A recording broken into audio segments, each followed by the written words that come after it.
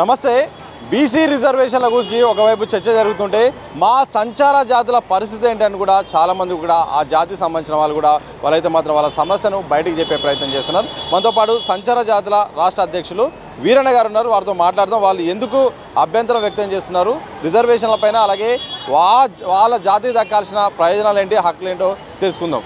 ఒకవైపు బీసీ రిజర్వేషన్ల గురించి అందరూ మాట్లాడుతుంటే మా సంగతి ఏంటి తేల్చాలని కూడా ఎందుకు డిమాండ్ చేస్తున్నారు, అసలు వాస్తవ పరిస్థితులు ఏంటి? దిశ ప్రేక్షకులు నమస్కారం. ఇవాళ బాబాసాహెబ్ అంబేద్కర్ పెట్టినటువంటి రిజర్వేషన్లు ఇవాళ ఈ ఏబిసిడి వర్గ ఉన్నటువంటి ఈ జాతులకు ఇవాళ కనుమరుగైపోతున్నటువంటి చరిత్ర. అసలు రిజర్వేషన్లు అంటే ఏంది? బాబాసాహెబ్ అంబేద్కర్ గారు ఇవాళ సాహు మహారాజ్ పెట్టినటువంటి రిజర్వేషన్లు కానీ ఈ భారతదేశంలో అసలు రిజర్వేషన్లు ఎవరికి అందాలి, ఏ జాతులకు అందాలి? ఇవాళ అనగారిపోయినటువంటి జాతులు ఏవి అని చెప్పి ఇవాళ గవర్నమెంట్లో అసలు ఊసేలేదు. ఇవాళ మా నాయకులు కూడా ఏంటంటే వాళ్ళు కూడా మాట్లాడటానికి ఆలోచన చేస్తారు. కాబట్టి నేను మందకృష్ణ మాదికి కానీ మన ఆర్ కృష్ణలకు కానీ బీసీ సంఘాలకు కానీ విజ్ఞప్తి చేస్తా ఉన్న గవర్నమెంట్కి కూడా ఏంటంటే ఇవాళ దగ్గర భారతదేశంలో 1857 సిపాయి తిరుగుబాటులో కొట్లాడినటువంటి వాళ్ళు ఇవాళ భారతదేశ రిజర్వేషన్లు అందుతలేవు. ఇవాళ ఏదైతే 1949లో అనంతాశయమయ్యం గారు కమిషన్ రిపోర్టు ప్రాతిపదికన డిఎన్టీలు ఇవాళ సంచార జాతులు ఊసేలేకపోవటం బాధాకరం. ఇవాళ గవర్నమెంటు ఇవాళ ఏబిసిడీల వారిగా ఆ రిజర్వేషన్లు ఇష్టానికి కూడా ఇవాళ చేతులెత్తేసినటువంటి సందర్భం మనకు అవుపడతా ఉంది. కాబట్టి నేను ఏమంటున్నా, ఒక పక్కన గవర్నమెంట్ కానీ ఇవాళ డెడికేషన్ కమిషన్ వేసినది. డెడికేషన్ కమిషన్ వేస్తే ఆ రిపోర్ట్లో మా విలువేందో చెప్పమని అడుగుతా ఉన్నా. ఇవాళ కులగణన చేసినాడు రేవంత్. ఆ కులగణనలో సంచార జాతులకు సంబంధించినటువంటి డేటా ఎంత, ఆ జనాభా ఎంత ఉంది, ఆ జనాభాకు సంబంధించినటువంటి ప్రతిఫలాలు ఏం రావాలి? కాబట్టి ఆ ఊసే లేకుండా ఇవాళ గవర్నమెంట్ మాట్లాడడం, ఇవాళ మా జాతులు ఉన్నటువంటి కానీ అంబేద్కర్ దగ్గర ఉన్నాం మనం బొమ్మ దగ్గర ఏంటంటే అసలు రిజర్వేషన్ ఎవరికి అందాలి ఆ సబ్జెక్ట్ లేదు. ఈ తెలుగు రాష్ట్రాల్లో అంబేద్కర్ ఎక్కడైతే కాలు పెట్టి పోరాటం చేసిండో ఇవాళ ఈ మహారాష్ట్ర కానీ ఈ కర్ణాటక ఈ తెలుగు రాష్ట్రాలు ఆంధ్రప్రదేశ్ ఆయన అంబేద్కర్ గారు కాలు పెట్టినటువంటి నడయాడినటువంటి పోరాటాలు చేసినటువంటి చరిత్ర ఇవాళ ఈ తెలంగాణ రాష్ట్రంలో ఉంది. కానీ మరి రిజర్వేషన్లు ఆయన పోరాటం చేసినటువంటి ఏరియాలో ఇవాళ సంచార జాతుల ఊసు లేకపోవడం అనేది బాధాకరం అని చెప్తా ఉన్నా. ఏబిసిడీల వారిగా ఎందుకు రిజర్వేషన్లు ఇష్టానికి ఇవాళ ప్రభుత్వం మాట్లాడతలేదు? ప్రజెంటు సంచార జాతులకు ఎలాంటి గుర్తింపు రాజ్యాంగ ప్రకారం ఉంది, ఎలాంటి గుర్తింపు రావాల్సిన అవసరం ఉంది? ఇవాళ భారతదేశంలో సంచార జాతులు అనే పదం లేకపోవటము అంటే దేశం కోసం కొట్లాడిన వాళ్ళు ఇవాళ దేశ దిమ్మరలుగా తిరగాల్సి వచ్చింది. ఇవాళ భారతదేశం వ్యాప్తంగా 897 కులాలు, ఒకటి కాదు రెండు కాదు, భారతదేశ వ్యాప్తంగా 897 కులాలకు ఇవాళ అసలు విద్య లేదు. విద్య లేనటువంటి వాళ్ళకు ఉద్యోగ రంగం ఎక్కడొస్తుంది? విద్య లేదు, ఉద్యోగం లేదు. స్థానిక సంస్థ ఈ స్థానిక సంబంధించినటువంటి ఎంపీటీసీ సర్పంచ్లలో ఒక్కడంటే ఒక్కడు గెలిచినటువంటి దాఖలా లేదు, రిజర్వేషన్ లేవు. మరి మేము బీసీలం కాదా? ఈ బీసీలలో ఉన్నటువంటి సంచార జాతులకు సంబంధించినటువంటి వాయిస్ ఎందుకు రావట్లేదు, ఎందుకు ఆపేస్తున్నారు? ఇవాళ ఏ ఒక్క నాయకుడు కూడా సామాజిక న్యాయం మాట్లాడుతున్నారు. కానీ ఇవాళ సంచార జాతులకు సంబంధించినటువంటి 56 కులాలు ఉన్నవి. ఎందుకు ఈ 56 కులాలు నామమాత్రంగా ఏబిసిడీలో పేరుకే ఏబిసిడా ఏమైంది? ఎందుకు గవర్నమెంట్ ఎందుకు పట్టించుకుంటలేదు? రేవంత్ ప్రభుత్వం ఢిల్లీకి 56 సార్లుగా ఒకటే పోతా ఉంటాడు. మరి ఏమైంది? ఇవాళ ఎవరికో ఒకరికి పీసీసీ ఇచ్చినామని చెప్పుకుంటే ఈ జాతులు మొత్తం బాగుపడతాయా? ఏబిసిడీల వారిగా ఈ రిజర్వేషన్లు అమలు చేయకుండా ఇంకెంతకాలం ఈ జాతులను అణచివేస్తారు? ఇంకెంతకాలం బీసీలను? మొదటి నుంచి మనం చూడాల్సింది ఏంటంటే కాంగ్రెస్ పార్టీ అసలు బ్రిటిష్ వాడు రిజర్వేషన్లు ఇచ్చినాడు, బ్రిటిష్ వాడైనా రిజర్వేషన్లు ఇచ్చినాడు. కానీ ఇవాళ ఇక్కడ ఉన్నటువంటి పార్టీలు జాతీయ కాంగ్రెస్ పార్టీ మాత్రము ఈ అన్ని జాతులను అణచివేసినది.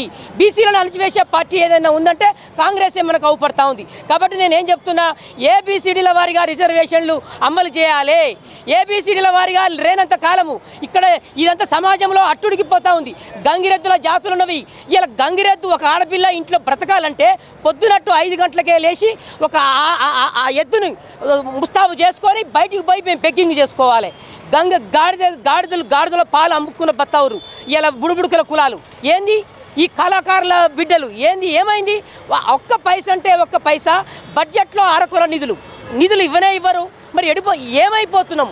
ఎటువైపోతా ఉంది ఈ పాలన మురికి పాలన ఎటువైపోతా ఉంది? ఈ బుల్డోజర్ల పాలన, ఇండ్లు కూలగొట్టే పాలన. ఒకసారి సంచార జాతుల వైపు చూడమని చెప్తా ఉన్నా నేను.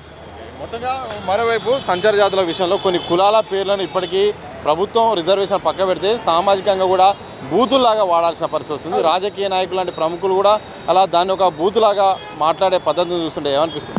ఇప్పుడు ఎస్సీ ఎస్టీలకు ఉన్నటువంటి రిజర్వేషన్లు వీళ్ళకి అందించాలి. ఇవాళ బాలకృష్ణారెడ్డి కమిషన్ అని 2016లో ఒక కమిషన్ వేసినారు. ఈ జాతులకు రిజర్వేషన్లు ఇవ్వాలని చెప్పి 2016లో ఒక కమిషన్ బాలకృష్ణారెడ్డి సంచార జాతుల కమిషన్ వేస్తే అది 2018లో రిపోర్టు పార్లమెంట్లో పెట్టాలి. వీళ్ళు ఇదివరకే ఈ సంచార జాతులు 18% రిజర్వేషన్లుగా ఉన్నారు కాబట్టి వీళ్ళకి అందలేదు. వీళ్ళు ఓబీసీలలో ఉన్నారు, వెనుకబడిపోయినారు. ఈ సంచార జాతులకు రిజర్వేషన్లు వస్తే తప్ప, సపరేటు రిజర్వేషన్ ఇస్తే తప్ప అని 2018లో పార్లమెంట్లో బిల్లు పెట్టమని బాలకృష్ణారెడ్డి రిపోర్టు ఉన్నది.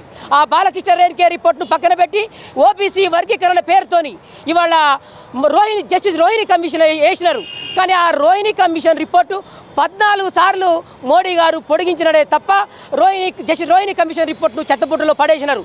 కానీ ఈడబ్ల్యూఎస్ బీసీ అయిన మా మోడీ గారు ఈడబ్ల్యూఎస్ పేరుతోని ఓసీలకు రిజర్వేషన్లు ఇచ్చిండే తప్ప బీసీలలో ఓబీసీలలో ఉండేటువంటి సంచార జాతులకు రిజర్వేషన్లు ఇస్తానికి మా మోడీ గారికి సమయం లేకపోవటం చాలా బాధాకరమైనటువంటి విషయం. బాబాసాహెబ్ అంబేద్కర్ ఆలోచన విధానం ఏంది? ఎవరైతే రిజర్వేషన్లు అందుకోలేదో, ఏ జాతులు అయితే వెనకబడిపోయినాయో సంచార జాతులకు రావాల్సిన రిజర్వేషన్లను ఇప్పటికీ ఈ ప్రజలు పట్టించుకోకపోవటము, వీళ్ళు కనుమరుగైపోవటమే. ఈ సందర్భంగా ఏంటంటే పాలకుల ఆలోచన విధానం మారాలి. పాలకులు సమాజం వైపు చూడాలి. పాలకులు ఇలా సామాజిక న్యాయం అని ఒక పక్కన రాహుల్ గాంధీ రాజ్యాంగం పట్టుకొని తిరుగుతూ ఉండు. మరి రాజ్యాంగంలో ఏముందో ఒకసారి మన ఇక్కడ ఉన్నటువంటి రేవంత్ గారు ఆలోచన చేయాలి. సామాజిక న్యాయం అంటే ఏంది? రిజర్వేషన్లు అందుకోలేనటువంటి సంచార జాతులకు రిజర్వేషన్లు అందాలి. ఈ జాతులకు న్యాయం జరగాలి. ఇప్పటికే రోడ్ల మీద భిక్షాటన 75 సంవత్సరాల భారతదేశ చరిత్రలో ఇంకా గెజిట్లో భిక్షాటన వృత్తి ఉంది. ఎక్కడైనా ఉందా? ఇదేనా డిజిటల్ ఇండియా మోడీ సారు? ఇదేనా రేవంత్ సారు? మీ బడే బాయి చోటే బాయి పాలనలో ఇంకా అడుక్కోవాలన్నా? ఈ భారత రాజ్యాంగం ఎవరికి ఇచ్చింది రిజర్వేషన్లు? ఈ భారత రాజ్యాంగంలో ఎవరి హక్కులను ఇప్పుడు మా యొక్క ఆలోచనలు ఎప్పుడు మాకు న్యాయం చేస్తారు?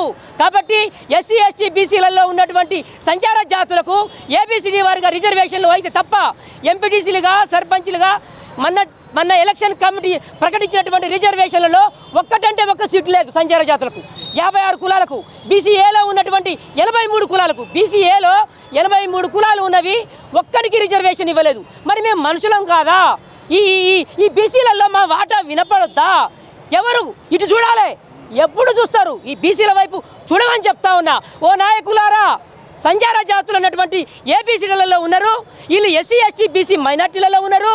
ఈ జాతులకు న్యాయం చేస్తే తప్ప, ఈ జాతులకు బడ్జెట్లో నిధులు ఇస్తే తప్ప వీళ్ళకు న్యాయం జరగదు. కాబట్టి సంచార జాతులకు రిజర్వేషన్లు రావడానికి ఇవాళ సామాజిక న్యాయం అమలు కావాలని చెప్తా ఉన్నా.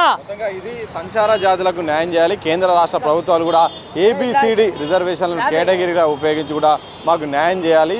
మేమెంతో మాకెంతో, అలాగే బీసీలకు గుర్తు ఉంటుంది తప్ప సంచార జాతుల్ని ఏ ప్రభుత్వాలు పట్టించుకోవట్లేదు. ఇప్పటికైనా ఆ యొక్క ఆలోచన చేసి మా యొక్క హక్కుల్ని కాపాడేలాగా, అంబేద్కర్ ఆశయాలను నెరవేర్చుకునేలాగా ఆ యొక్క ప్రభుత్వాలు కూడా రిజర్వేషన్ల విషయంలో న్యాయం చేయాల్సిన అవసరం ఉందని కూడా వీరన్న చెప్తున్నారు. సంచార జాతుల రాష్ట్ర అధ్యక్షులు అయితే వారి ఆవేదన చెప్తున్న సందర్భంగా కనిపిస్తుంది. కెమెరా పర్సన్ మధుసూదన్తో సత్య దిశ టీవీ, హైదరాబాద్.